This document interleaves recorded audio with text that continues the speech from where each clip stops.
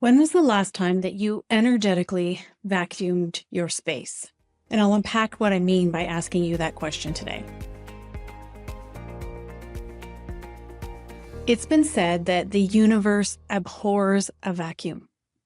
Whenever there is space that needs to be filled up, the universe will fill it up with something.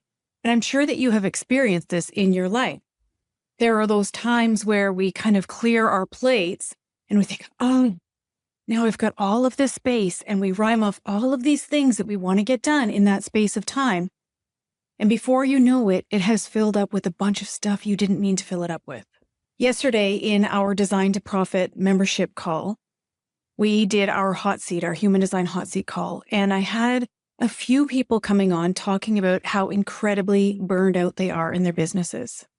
And then as I would listen to their stories, I would hear them say that they're doing these 14 different things in their business. One of them has 4 different jobs. There are bills to pay. There are pressures on us, all of the things. And these women were desperately trying to figure out, what is it the thing that I most long to do in my business? When you come into the membership Design to Profit, I have a process that I have you go through. It is a Google document where you fill in all of the things about your business, the energetics of your business, the numbers of your business, your offers, what you are now doing to create money and what you would love to do instead to create money. And lots of times when women are in burnout in their business or in their life, career, whatever, they cannot answer that question. And that's what has happened here with these members. They get to the question that says, if you could do one thing, if you could offer one of these things in your business, what would it be? Where would you love for the money to be coming from in your business? And they get stuck because they are so used to filling up their time with so many things that they've lost their creative spark. In fact, that was a big piece of the conversation, was women coming in and saying, my creativity, I feel so stuck. I'm doing all of these things that I'm really good at, but they're really not feeding my soul. And I just feel so much pressure to figure this out. And my invitation is often, how can you find some space in your life? And I don't want you to think of this in a go big or go home kind of way. This really can be as simple as going for a 10-minute walk. If you are someone who operates well in silence, you could sit under a tree and just be silent. We tend to think, oh my gosh, I need to go on a retreat. I need to take a week in a hotel. I need a vacation. But what we really need to do is bring spaciousness into our everyday lives so that it fuels our creativity, so that we actually have the space that we need for our biggest expansion, for our best expansion in our businesses and in our lives. You cannot hear God's voice, whatever you believe God to be. You cannot hear that voice if your life is so full that there's no room for you in it. So this is the task that I'm going to leave you with today. Is there something in your life or your business that could either be removed or paused for you to grab some space? What is that thing that can be removed, or those things that can be removed? What are you filling up your days with that doesn't have to be done at all or doesn't have to be done by you?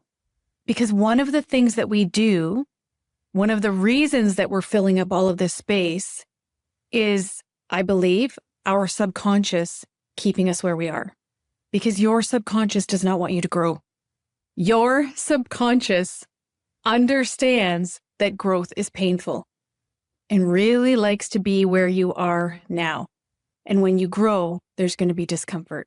And when you have space, you will heal and you will grow and you will access your creativity.